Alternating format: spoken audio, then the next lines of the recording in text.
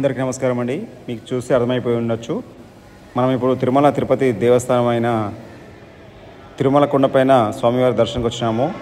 మొట్టమొదటిగా మనము వారాహి దర్శనం చేసుకోవాలి కాబట్టి మనం వారాహి దేవాలయానికి క్యూ లైన్లో ఉన్నామండి. ఇప్పుడు మనం వారాహి లైన్లో ఉన్నాము. ఇది కోనేరు అండి. కోనేరులోని దృశ్యాలు మనం బయట నుంచే తీస్తున్నాము కాబట్టి ఇప్పుడు మనం వారాహి దర్శనానికి వెళ్తున్నాము. చాలామంది లైన్లో ఉన్నారు. అదేవిధంగా చాలా అద్భుతమైన దేవాలయము. ఎవరు వచ్చినా కూడా మొదటగా వారాహి దర్శనం చేసుకోవాలి.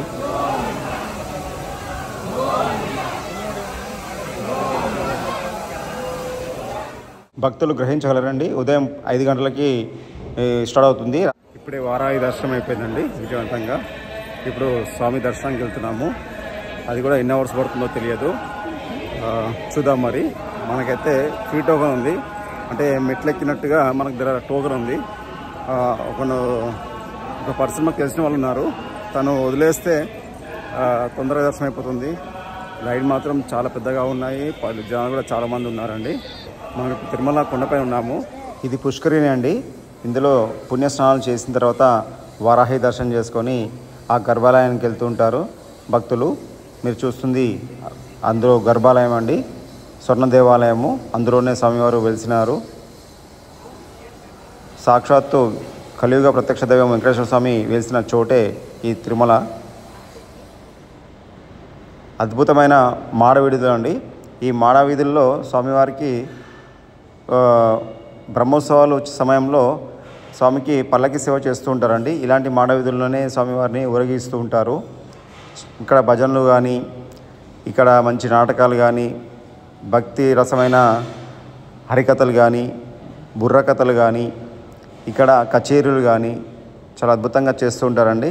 మీరు చూస్తుంది తిరుమల తిరుపతి దేవాలయం. స్వామివారి గాలిగోపురం అండి.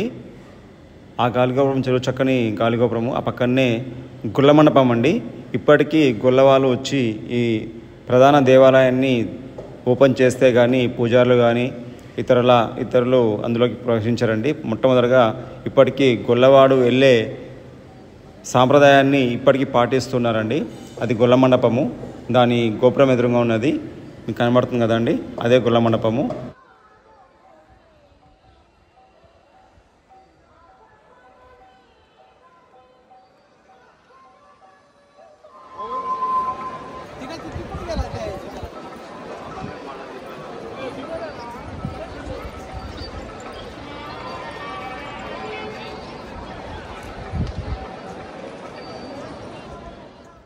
సాయంత్రం 6 గంటల సమయంలో దీపారాధన చేస్తుంటారండి. స్వామివారిని ఇక్కడికి తీసుకొచ్చి అదే మండపం అది కనిపించేది గాలిగోపురము. ఎవరైనా కూడా ఇందులో నుంచి దర్శనానికి వెళ్ళాలి వస్తుంది.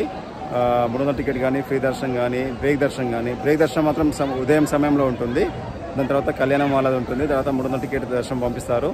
దాని తర్వాత ఫ్రీ దర్శనము వాళ్ళందరినీ పంపిస్తుంటారండి. ఇదే మనకు మెయిన్ గాలిగోపురము, అంటే మెయిన్ సింహద్వారము. ఇక్కడ నుంచే మనము లోపలికి వెళ్ళాల్సి వస్తుంది. ఇది తిరుమల స్వామి గర్భాలయంలోకి వెళ్ళాల్సిన ద్వారం అండి. ఇది మెయిన్ గాలిగోపురం.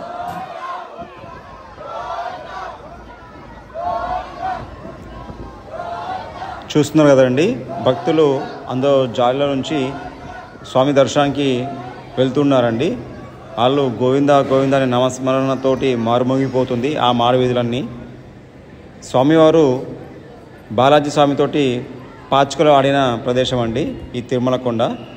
ఆ స్వామివారు ఓడిపోవడంతో ఆ స్వామివారికి గుర్తుగా ఉంగరాన్ని ఆ బాలాజీకి ఇస్తారు. అందరూ ఆశ్చర్యపోయి స్వామివారే సాక్షాత్తు స్వామివారితో వచ్చి రాత్రుళ్ళు పాచికలు ఆడేవారని ఇక్కడి స్థల పురాణం అండి. మీరు చూస్తున్న దృశ్యం అదే.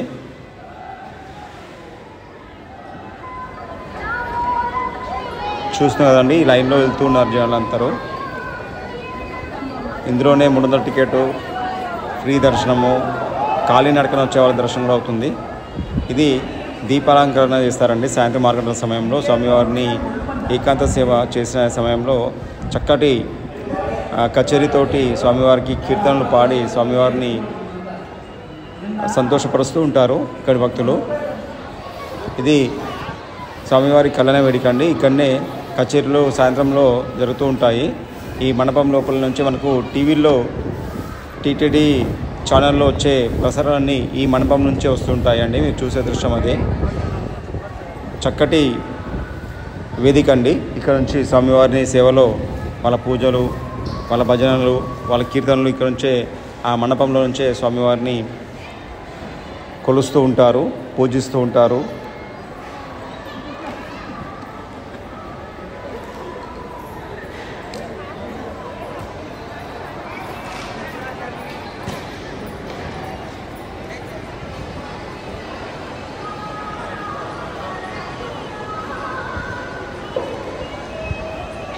మా మిత్రులు మేమందరం కలిసి ఇక్కడ ఫోటో దిగడం జరిగిందండి.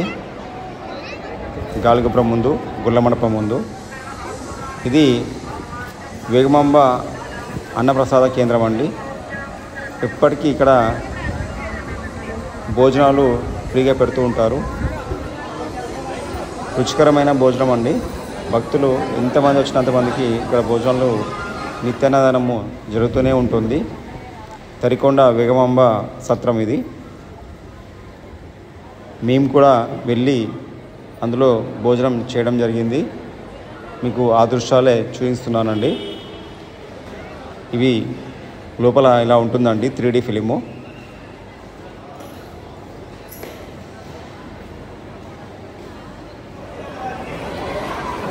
భక్తులు వస్తూనే ఉంటారండి అన్నదానానికి. ఇదంతా మొత్తం 3D ఫిలిం అండి. చాలా చక్కటి దృశ్యం అండి.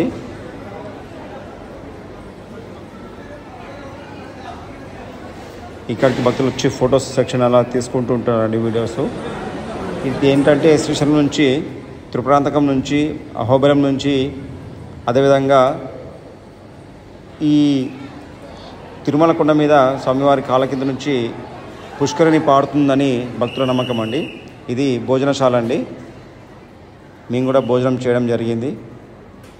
రుచికరమైన భోజనము, చక్కటి భోజనము.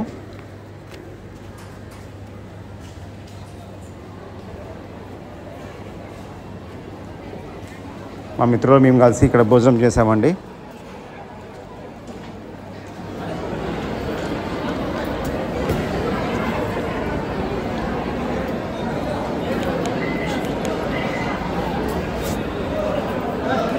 ఎంత అంటే అంత మనకు భోజనము చక్కగా వడ్డిస్తూ ఉంటారండి. మా స్వామివారి దర్శనం కూడా విజయవంతంగా పూర్తి చేసుకున్నామండి. ఏది ఏమైనా విజయవంతంగా తిరుమల దర్శనం చేసుకొని స్వామివారి దర్శనము 2 hours పట్టిందండి మాకు సమయము. మంచి అద్భుతమైన దర్శనం జరిగింది. మేము ఇక్కడ మేము శాంతిని పొందినాము స్వామి దర్శనం చేసుకొని. ఈ దేవాలయానికి వస్తే ఖచ్చితంగా 300 టికెట్ కానీ, బ్రేక్ దర్శనం కానీ తీసుకొని వస్తే వాళ్ళకి ఎలాంటి ఇబ్బందులు కాకుండా దర్శనం తొందరగా అవుతుందండి.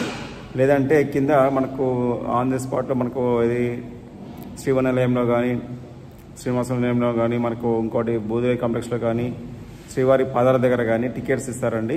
అది కూడా తీసుకొని వస్తే మనకు ఒక 2 hours అది కూడా దర్శనం చేయిస్తారు. అద్భుతంగా ఉంటుంది. మాకు మాత్రం చాలా అద్భుతంగా దర్శనం జరిగింది. ఏదేమైనా ఈ స్వామివారి అనుగ్రహం అందరిపైన ఉండాలని మనసారా కోరుకుంటూ ఈ యాత్రని లైక్ చేయండి, షేర్ చేయండి, సబ్స్క్రైబ్ చేయండి. అందరికీ ధన్యవాదాలు. నమస్కారం.